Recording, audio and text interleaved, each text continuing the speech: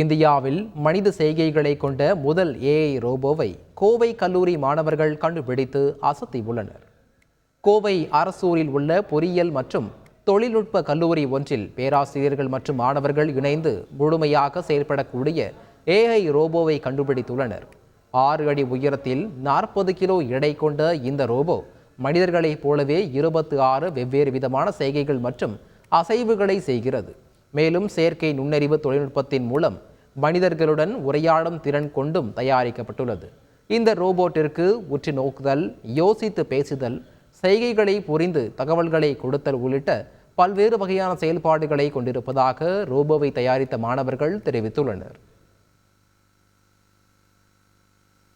இப்போ நீங்கள் ஒரு கொஷின் கேட்டிங்க அப்படின்னா அந்த கொஷினுக்கு உண்டான ஆன்சரை லாஜிக்கலாக திங்க் பண்ணி ஆன்சர் பண்ணும். ப்ளஸ் இதை நம்ம நிறைய பேர் யோசிப்பாங்க, இந்த மாதிரி ரோபோட்டை நம்ம எங்கே யூஸ் பண்ணலாம் அப்படின்னு சொல்லி திங்க் பண்ணுவாங்க.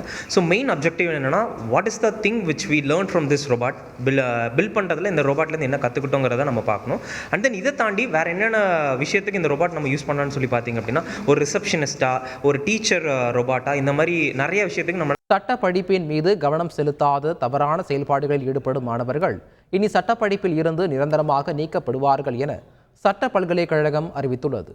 இது தொடர்பாக தமிழ்நாடு டாக்டர் அம்பேத்கர் சட்ட பல்கலைக்கழகம் வெளியிட்டுள்ள அறிக்கையில், ஒரு சில மாணவர்கள் பல்கலைக்கழகத்தின் நற்பெயருக்கு ஊர் விளைவிக்கும் வகையில் செயல்படுவது ஏற்கத்தக்கது அல்ல என குறிப்பிட்டுள்ளது.